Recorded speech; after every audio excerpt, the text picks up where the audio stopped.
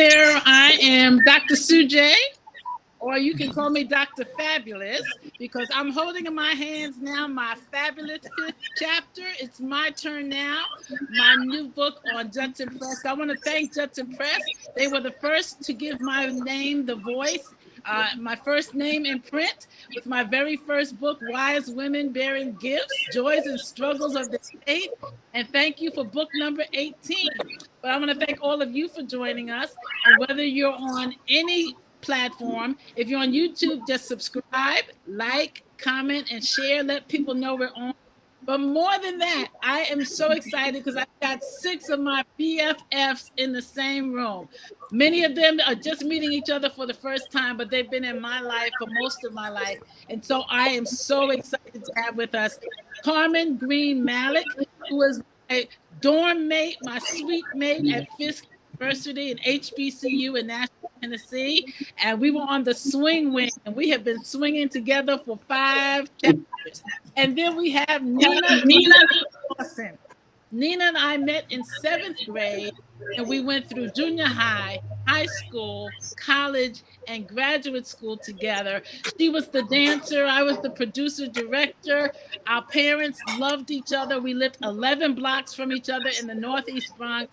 And so we have just become family. Her mother was Aunt Marlene, and my mother was Aunt Dot. And so that's my cousin Nina. And then in Sag Harbor, we've been together summers, winter, springs, and fall.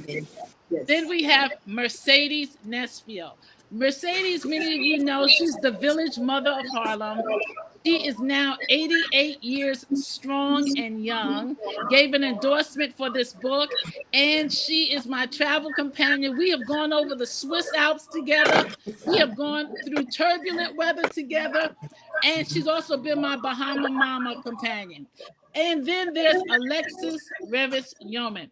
Alexis and I met when I finished college, and I went to WJLA TV in Washington, D.C. They hired me over the telephone. It was called the COP program, Career Opportunity Program.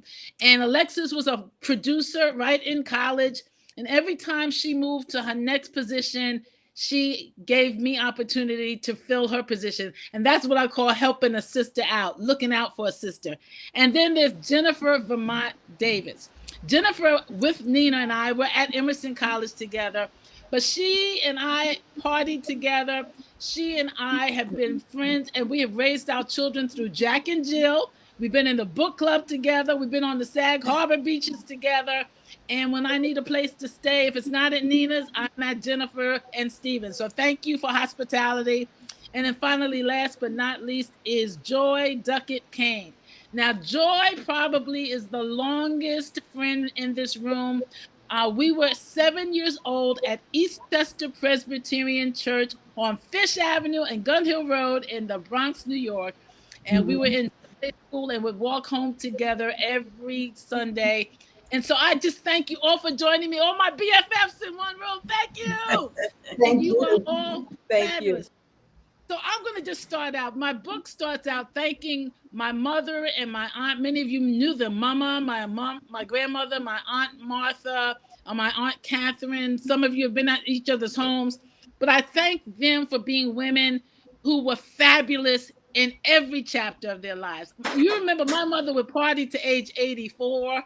I'd come in the house and say, "How you doing?" She said, "Lock the door, honey. I'm going to Atlantic City with my friends." I'm like, "Hey, I'm your daughter here." So tell me, who is a woman in your life, present or not with us any longer, who you know lived a fabulous second half of their lives? I'm going to start with Nina. Wow. So as you know, it's my mom. It's my mom, Dr. Marlene Clivert, Nana K, Mima, Aunt Marlene, Dr. K, Dr. Clivert, Lawson. She was the one. But I think on that side of the family, on my mother's side of the family, there were just women who were shakers and makers. You know, I remember my grandmother she was a business manager for a pastry shop in Harlem, and she went to work until she was in her 80s. Then the same thing. She went to school, became a school psychologist and a psychiatrist, and she had many lives. She was a model, she was a singer, but once again, and then when I look at my mom, my mom at, I think probably mid-30s, decided that her associate degree was not enough. So she went Mm, on to her bachelor's, two masters, a PhD, and became the dean of Columbia University's dental school before she. wow. And so she was the one. Yeah. Yeah, she was definitely the one. Amelie was something, and it gave my son and so many children after him opportunities who were interested in medicine or dentistry, gave them opportunities to come and live in the dorms like the medics up at Columbia. So I remember her. And we gave her mother an award the year before she passed. It was called the That's right. Unsung Heroes Award. The entire room stood when Aunt Marlene stood up because it was that kind of impact and influence she had had on the lives of everyone in that room. And it was over 100 people, but they stood to honor her. So we celebrate her. Carmen, who was a woman in your life, past or present, that you know their 50s were nifty and their 60s were nifty and they enjoyed their second half of life? Can you hear? I'm not sure if my Yes, mic is. Can you hear we me? can hear you. We can hear Oh, you. okay. Yes. I guess I would have to say my mother because my mother was, she was a woman that never went to college, but she made sure all of her children got the best education that they could get. She pushed us to be the best, and she was always there pushing, motivating us no matter what. And she just had a heart of gold, and she took in everybody, all the children around. If they didn't have, books or clothing, she's out buying, and we're like, well, what about us? She's like, oh, you got everything. She was always looking out for the other person and taught us to give because it'll come back to you. And she Yeah. was Yeah. always giving, but she was one to pick up and go, like, okay, I'm not sitting around.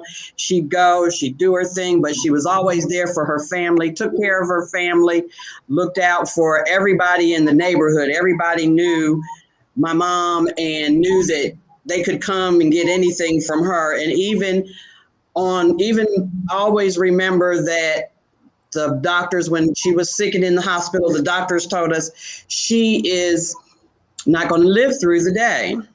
And the priest came, gave her last rites and everything.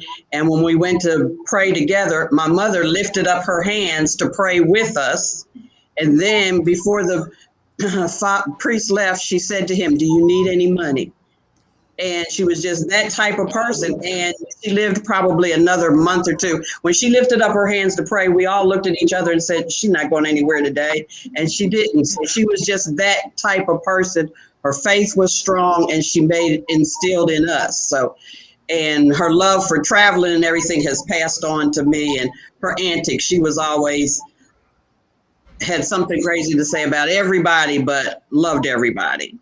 So Wow. that was the That's awesome. person that always inspired me. So Carmen and Mercedes, some of our sorors are sending some love our way. Thank you, sorors, for being with us tonight. Delta Sigma Theta Incorporated. I want to ask Joy.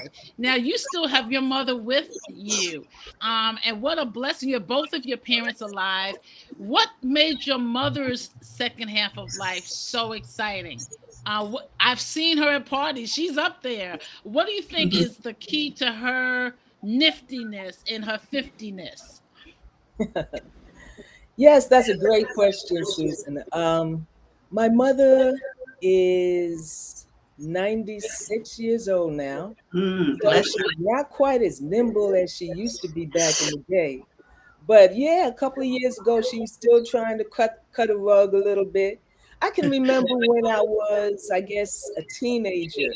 Back then, they had those little exercise things that you'd put on your door and you'd pull it and your legs would go. My mother was always trying to stay fit. She was always mentally on point. Um, she believed in God. She went to church regularly. She liked to laugh. My mother is a big, even now at 96, her laugh will get you laughing because she's just one of those people, has one of those big, big, big laughs that you just kind of want to join in on. And I think that just as the other ladies were I love. saying, it's a family kind of thing. I can think of one of her sisters, my Aunt Bonnie, who was also, she passed probably when she was in her 70s, but that lady, she owned a nut and candy store in Harlem, like back in the 60s, and she was a Wow. seamstress. There's just this whole entrepreneurial spirit that some people have. She had. She was somebody I admired greatly as well. I love it. Now, Alexis, I got to see all of your Alexis, in your times and your both of your parents, but you are becoming our mothers. Every time we see each other, we like your mother, and you're Dorothy.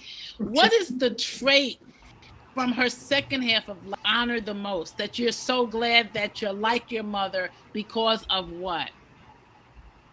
Alexis. I guess it. I guess it. I guess it would be almost the title of your book. It's my turn now because I have a physically challenged sister who is still physically challenged, and she spent all of my sister's, lifetime. She got hit by a car when she was 9. She just turned Mhm. 59, October 8th, and so Bless her. she wasn't given a chance to live, and she had a very, very long recovery. And my mother did everything for her and to get her on her feet and get her back. And so when she got her on her feet and she was on her path, then I started having children. So then she started babysitting the kids for me until they got into grade school. But then after that, the second half of her life, she started a modeling career at age 60. She Mm. traveled and she just enjoyed. It's my turn now. That's really what her last years of her life ended. And so now my children are on their path. We are empty nesters, my husband and I couldn't be happier. Oh, that's right. Oh, that's true. Oh, Jennifer, I've stayed at your home. I've Yes. stayed in your children's beds. Thank them for me often, and great meals. What is nifty about your 50 plus? What's in this? What is when it's Oh, Sujay, you're breaking up and I can't hear you. You're breaking up and I can't hear that last part. can you up? So can I you hear me now? No. Ooh. Try it again. All right. So I was just asking, what makes your I can hear you 50? now. I can hear you now. What makes your 50s so nifty? Okay. What makes your 50s so nifty? Well, oh, what makes my 50 so nifty? You know, I must say one thing because everyone is talking about their moms, and I have to give some kind of props to my mom. And I think because of Mm-hmm. her, I am nifty. And so I think my mom, I think I remember telling you this story that my dad died when I was 7 years old, and my mom put all of four of her kids, three of us in boarding school, and one stayed with my grandmother in Jamaica. And my dad told her, "You need more than a high school education if you're going to be the head of the household." And so she went to Canada to further her education. And I remember when she was done in 4 years, she came down to Jamaica. She bought a house in Connecticut unseen. She just looked in the paper and found a house and brought us all up from Jamaica to Connecticut. And so I just remember her being a nifty person. As she was always having fun. Every Sunday, she cooked these big meals. And we used to ask her, "Why are you cooking so much?" And so she said, "You just don't know who's drop in." So every Sunday in our Mhm. house, we had at least 15, 20 people coming over, and it was food for everyone. So, and I always thought of her having so much energy, so nifty in her older age. And I've always said I wanted to be like that person when I grow up because I saw just her generosity with everyone. She was very empathetic to everyone, so incredibly kind, always having a kind words, and just a very hard worker because she was the head of the house at that Mm. point. And so even my Yes. brothers and my Yes. sister and I would say, "Oh my gosh, we can't believe this is her mother because in Jamaica, dad did everything, right? She made no decisions, but she went to school, bought a house in Connecticut, on sight unseen, brought us up from Jamaica, and when I was looking at colleges, I remember looking at the prices because then you didn't go visit colleges, right? You just kind of looked in the magazine to see which one.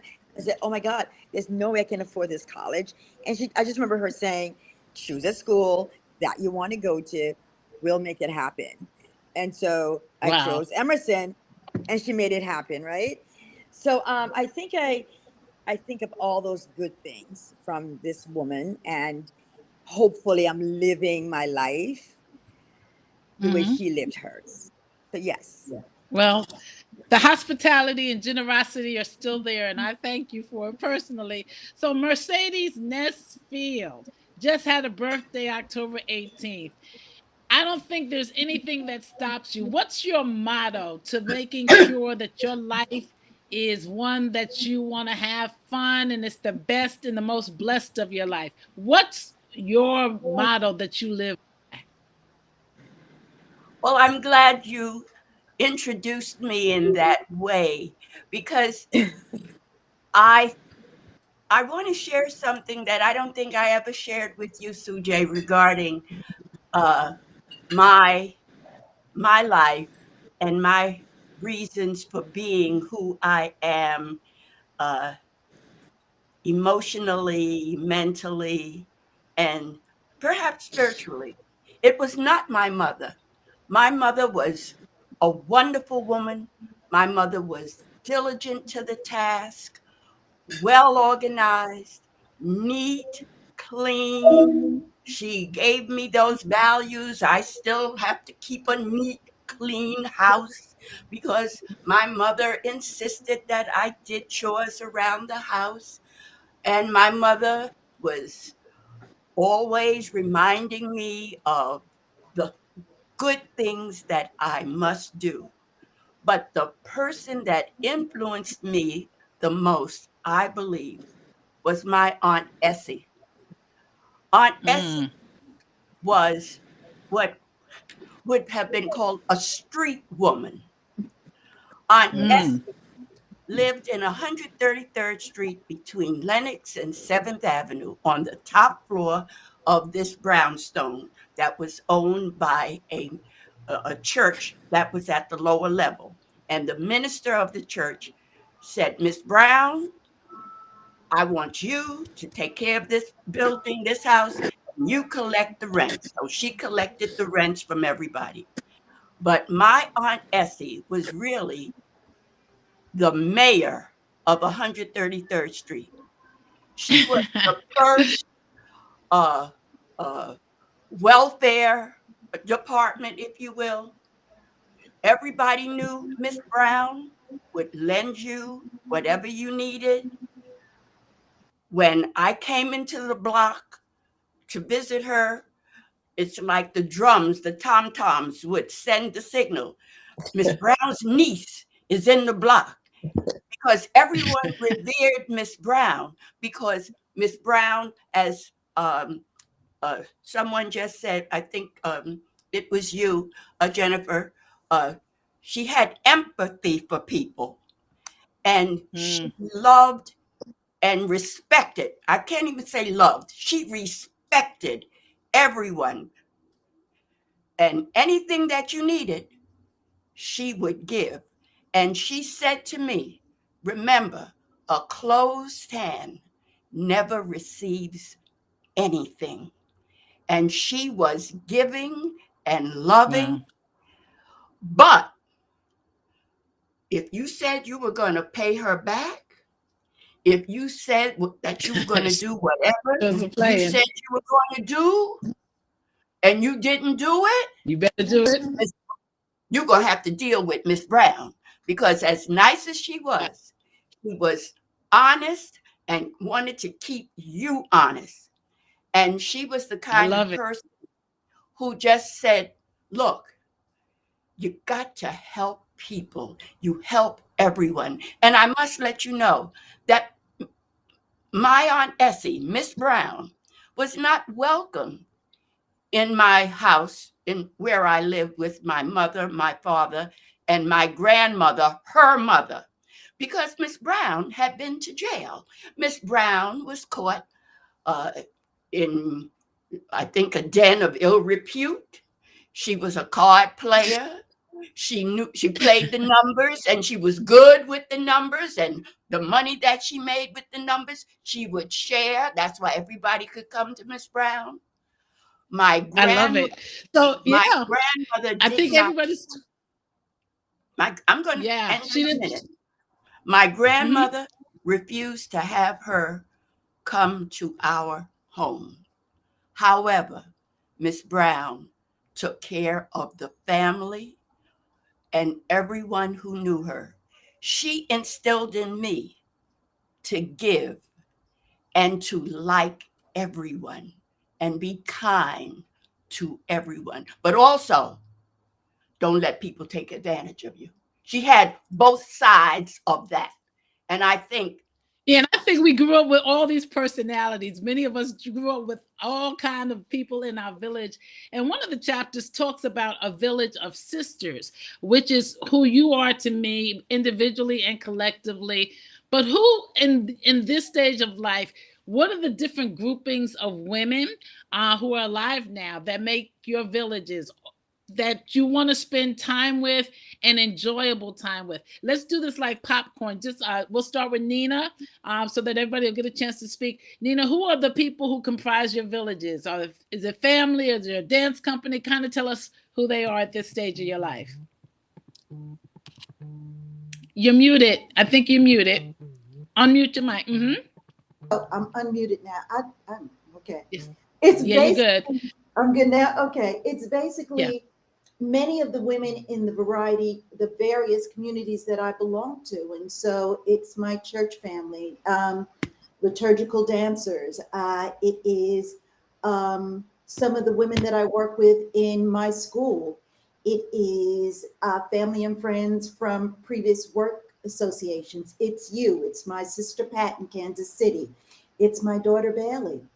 Um, Mm. so it's Jennifer. It's people that I went to school with. It's just is comprised of people that I've spent time with and love being in their presence and have Mm. had life experiences with. Those are the women who surround me, and that's my tribe. And I tell all young women, you got to have a tribe. It can be Mm. two, it can be 10, it can be whatever, but you got to have a tribe because when things are good, you want to be able to celebrate with those people. When things are not so good, you want to be able to be with those people so that they can hear you speak And your soul, comfort you. comfort you, Mm-hmm. let you cry and pat you on your back and say, you got this, because we're here. Yeah. So Yeah. yeah, Yeah. that's I that's it. love it. Jennifer, who are your villagers, your tribes? My tribe. Oh my gosh, they overlap, right? So I'm going to start out with my sister. I have a great family. So my sister, my nieces, my nephews, and my daughter, that's my real tribe, and my brothers, because we're extremely close, all of us. And then outside of that, then I would say, Sujay, I know I can call you for whatever I need or have a question or just want to talk. So you're part of that close knit tribe. And I have a great sisterhood of Jack and Jill friends that we continue to be very good friends, sister friends, in our book club. And the fact that when we can, you and I and Nina can get together, and we had our yearly dinners from during on Christmas time where we used to get together. That's another tribe that I have, the three of us. Because again, I know I can call either of you, say, I need you to come right now, and I know you'll be there. Um, and I have a tribe at work as well. But I'm very blessed and I'm very lucky to have a tribe made up of different folks that I know I can call on. So yeah.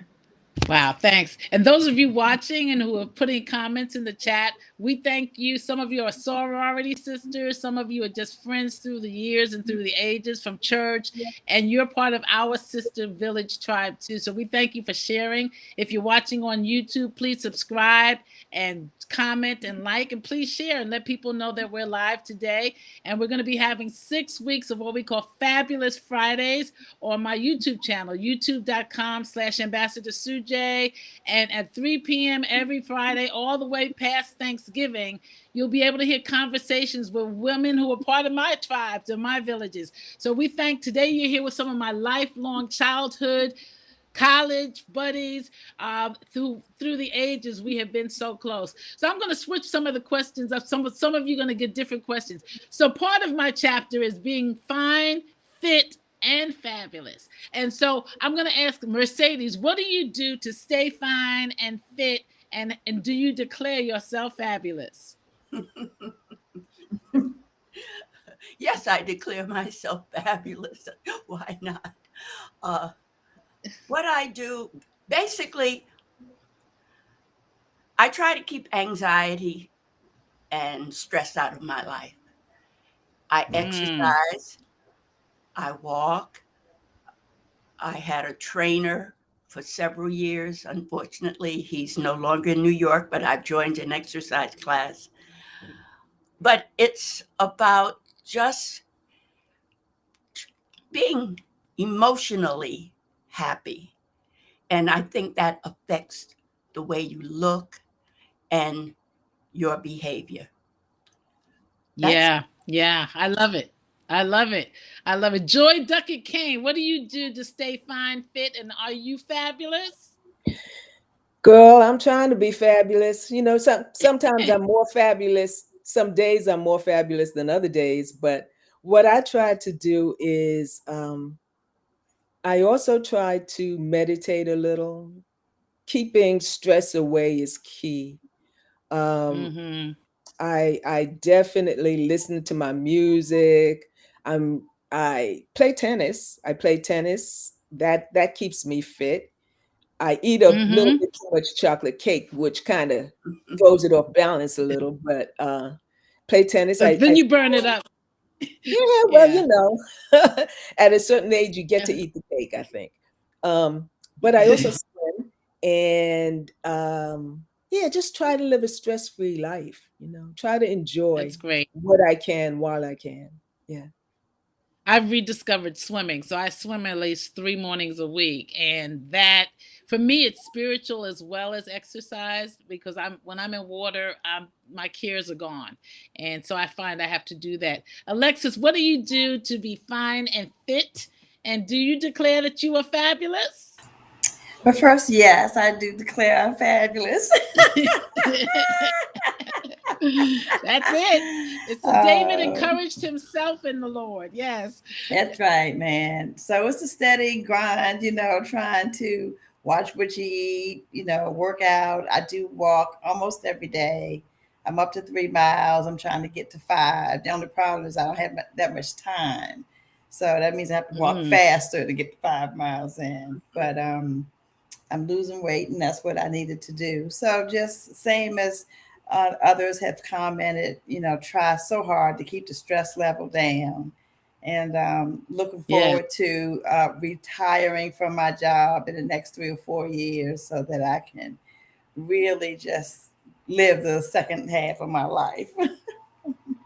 I love it. I love it. Regina Wiley from the Bahamas says she loves the water. She said, Lord, I live in the water. I understand that. And Monique Fortuné, and we have you here. Deanna Bass Williams, thank you for joining. And JZMTY, happy to have you with us too. So Carmen, fam, you talk about how wonderful your mother was, but I also watch you with 2 adult daughters, and your house is also a house we like to congregate when we come to Nashville. How do you have fun, Carmen Green Malik?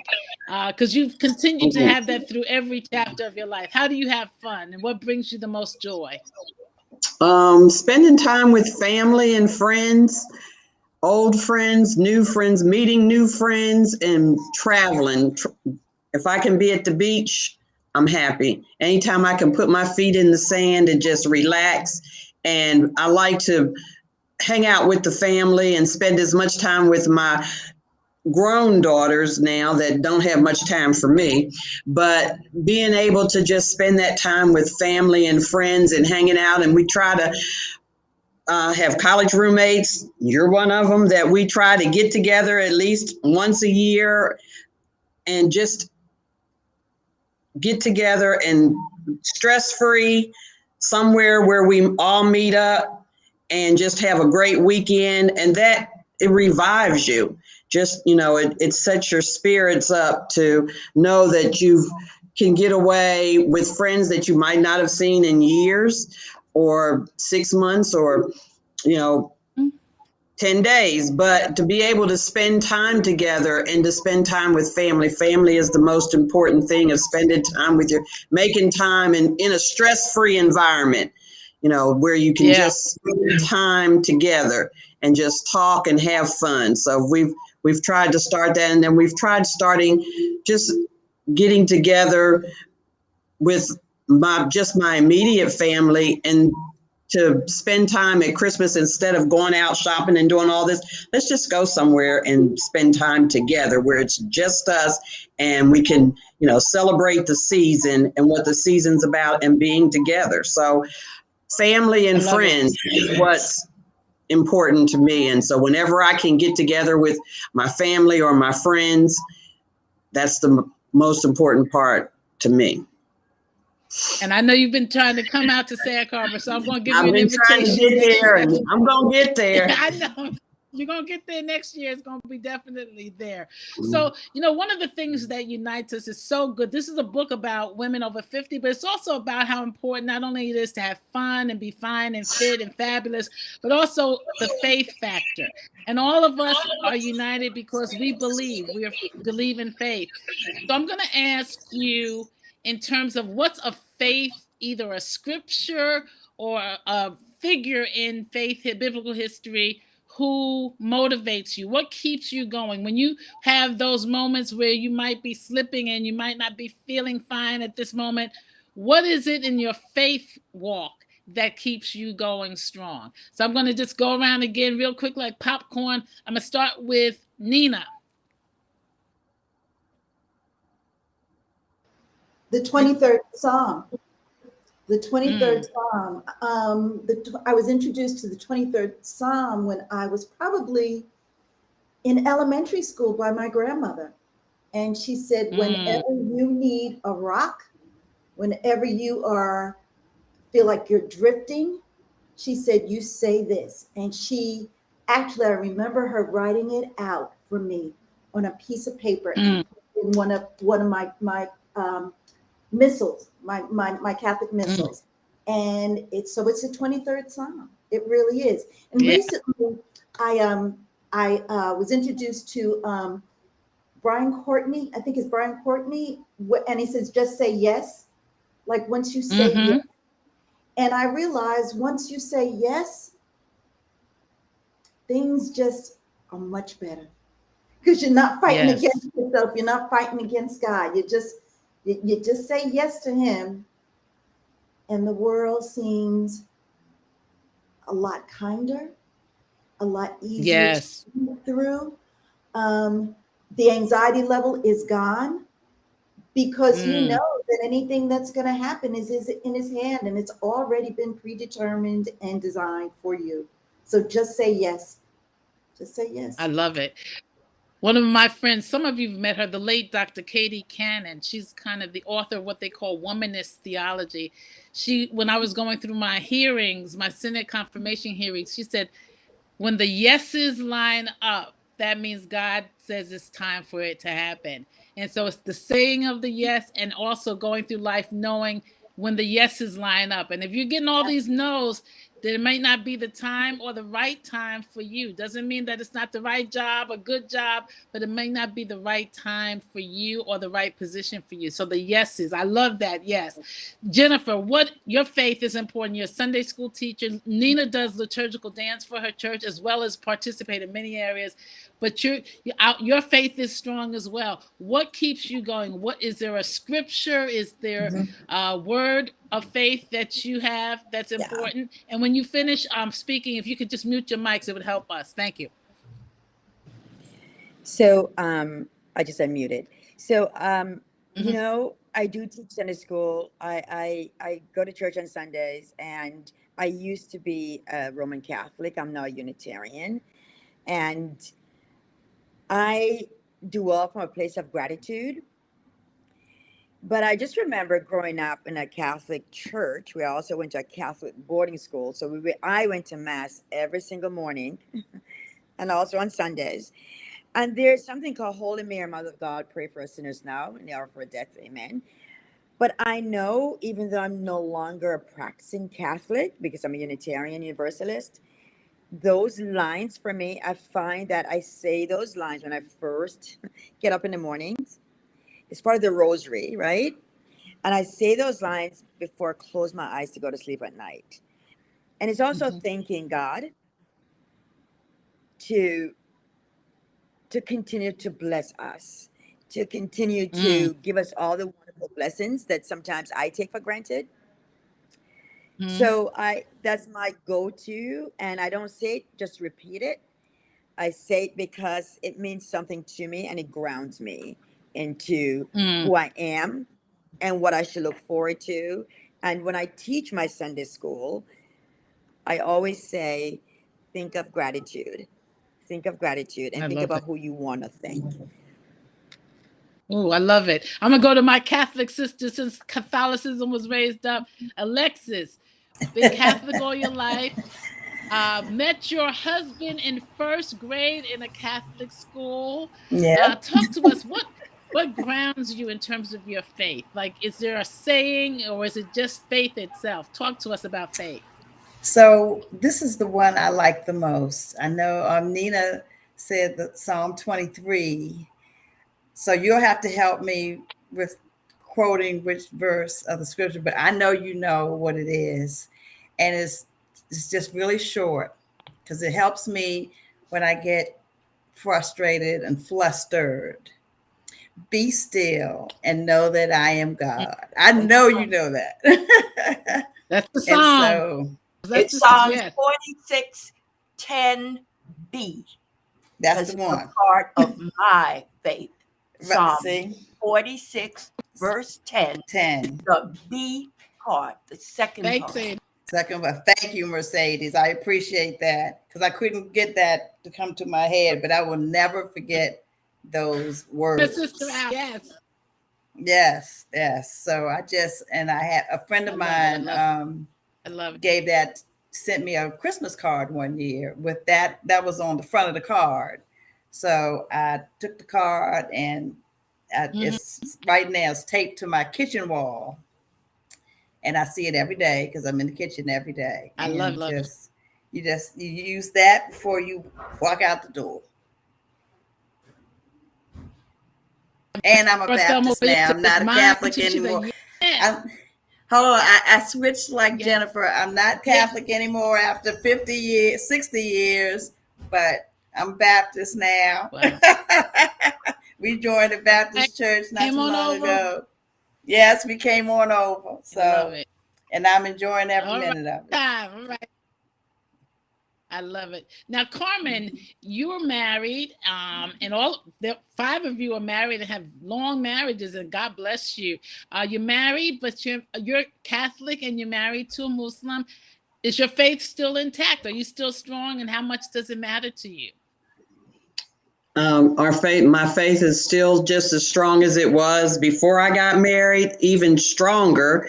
And the fact that we're both of different religions hasn't affected anything in our lives. We've raised our children to decide what they want to be. They were raised Catholic, but they were always told they could be whatever they wanted to be. We exposed them to both religions, and we've respected each other's religion, and it just comes down to respect. And what you believe is one thing, but we both have to understand that we have to respect each other's religion. And we've always done that even before we got married. It was important for us to talk about how we were going to raise children and what we were going to do. And it worked. And my husband was I mean, most people didn't even know he was Muslim because he was so much involved in the children's lives in Catholic school that they thought he was, Catholic also, but he wasn't. But his faith was strong, but his fatherhood to his daughters and being involved with them in their lives is what was everything for us. So just That's the beautiful. fact Is there a that particular respect. scripture? Is there a particular I'm scripture that you hold on to? not just a particular one. I wanted to ditto on the fact of everything that my Catholic sister said. I'm still Catholic, but sometimes I think I'm Catholic and Baptist. So I say I'm Catho-Baptist or whatever, because I enjoy going to the Baptist church at times and hearing the word. And when I hear the word from Sujay, it means a lot, but I stay strong in my faith. But there's not just one particular verse that I would say that really sticks out Okay. to me. But You know what was hard? I went what back for the Alexis said is one of them that is always strong with me. Well, I didn't hear what you said. I went back for the 40th reunion with I went back for the 40th reunion to Fisk I would have graduated in 77. And so they had me as the preacher for the morning for the baccalaureate.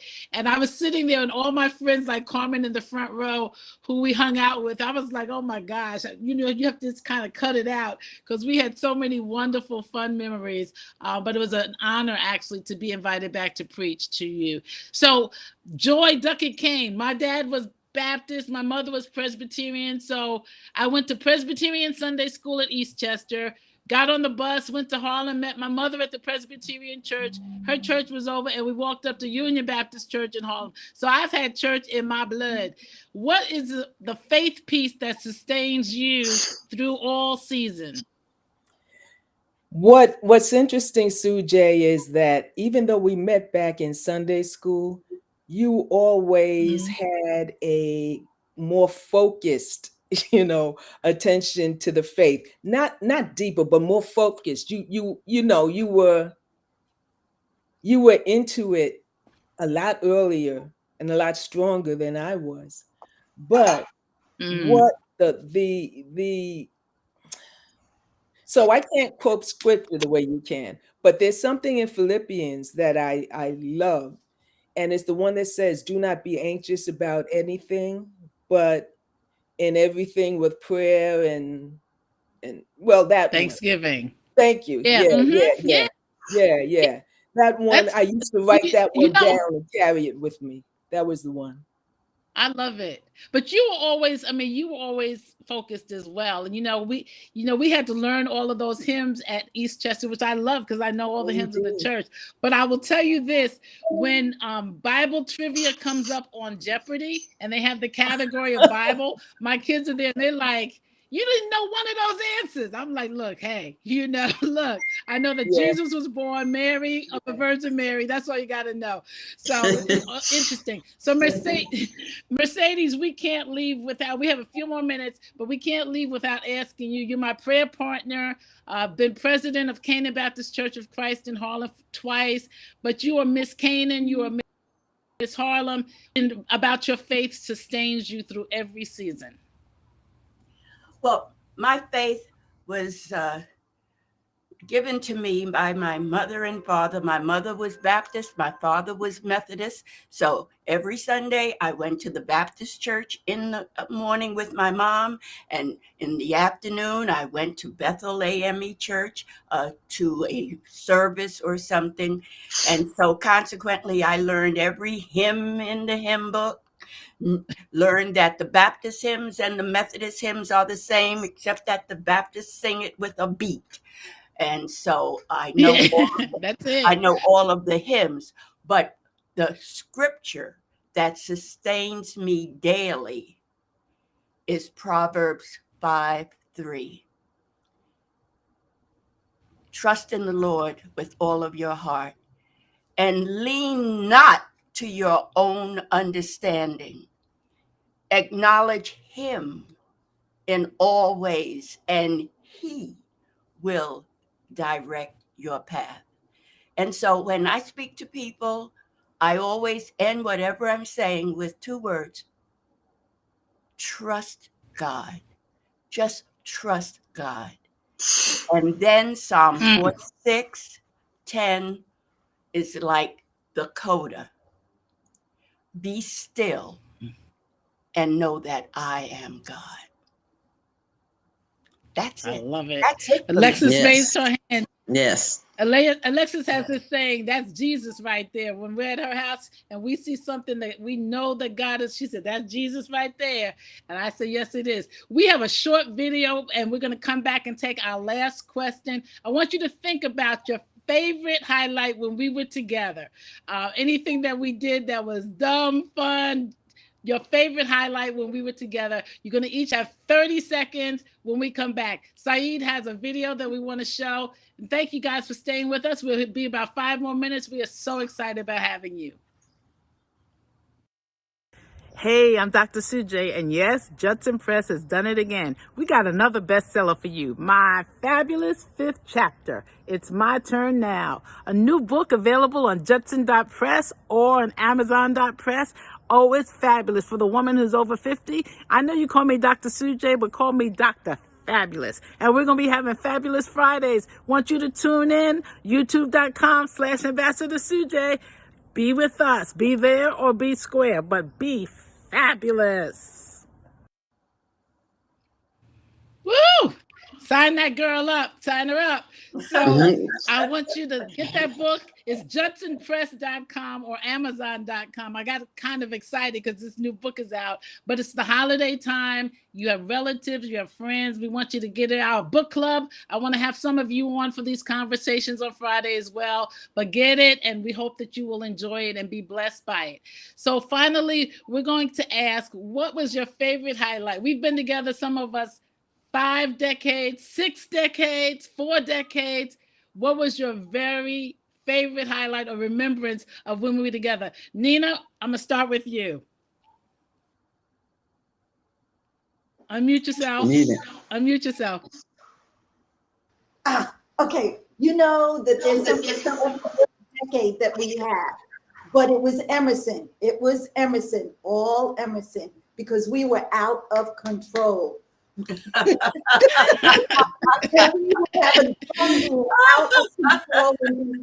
thought we could do everything, and it was perfect. It was perfect. So I would go. I love it. And I remember sitting on the wall. We had 50 cents between us, and this little truck would sell cookies, and we would both get a quarter and break the cookies in half, so each one of us would have one from that truck on the wall. Jennifer, your favorite highlight of us together? Okay. So I was going to say Emerson and rehearsing, doing shows. But since Nina did that, I'll do something else. So I don't know if Sujay remembers this at all, but it was after graduation. And I wanted to hang out with Sujay because I liked her brother, Ron. So I remember Sujay, Ron, and Ron took us to some party. It was a club. And so I'm not sure if Sujay remembers this, but we were dancing on the floor, really getting down.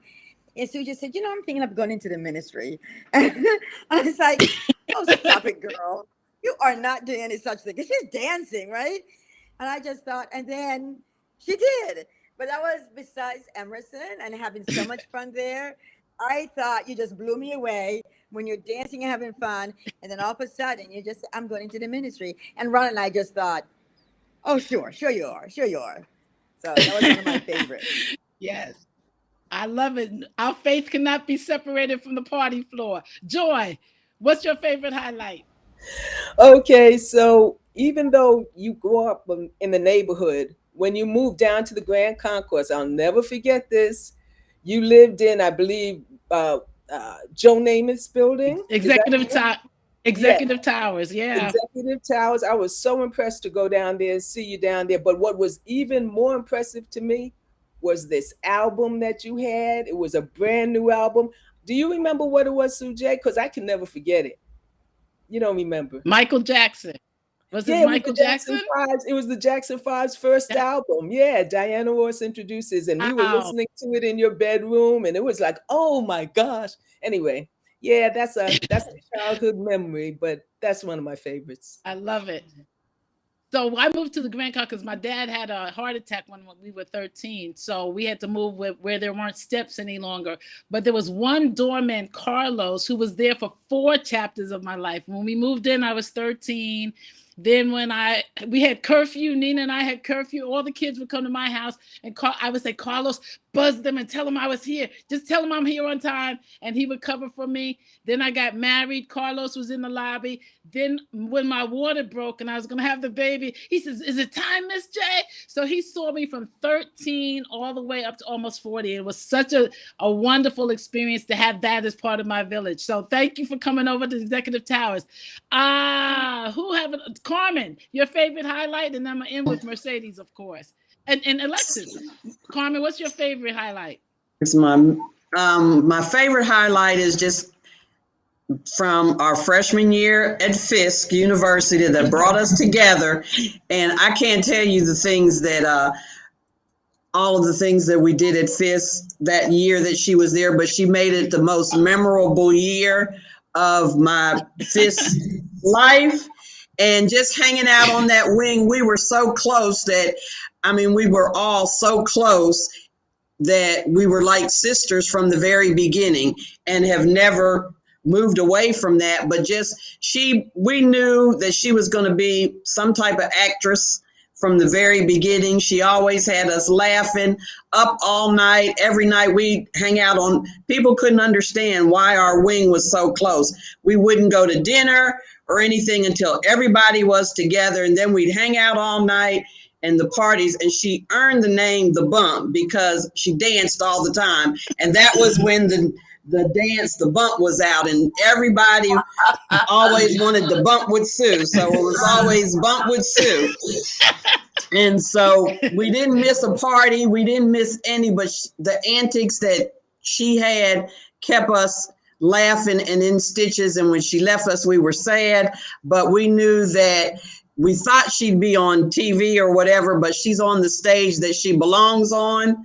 But she kept us in stitches the whole time. And some of the things that we just had and did at Fisk that just kept us all right, going. We're out of time. We're just about out of time. Alexis, what's your favorite highlight? Yeah, we bumped a lot. Alexis, what's your favorite highlight? My favorite highlight is when Sujay took a producer job in Miami. And she said, oh, I want you to come down here and live down here with us so we can hang out together. And we were so young. We were in our 20s. So I flew down and we hung out for a minute. And then we hopped a plane to the Bahamas. You couldn't tell me anything. Wow, I thought I was living the high life. And we were sitting on the beach. And she would be cracking jokes, and she's like, look at 2 o'clock, that one's for you. It'd be the ugliest guy on the beach, right? And she just made jokes all day. But the only thing that she was focused on, was she was in divinity school at the time. She was studying in all that hot sun, because we were out there all day. In between all the jokes, she was studying and getting ready for her theological degree, which I was very proud of and admired a lot, because you can have a lot of fun, but she also focused on what was important to her and her career. So we had a ball those 4 or 5 days we were over there, though.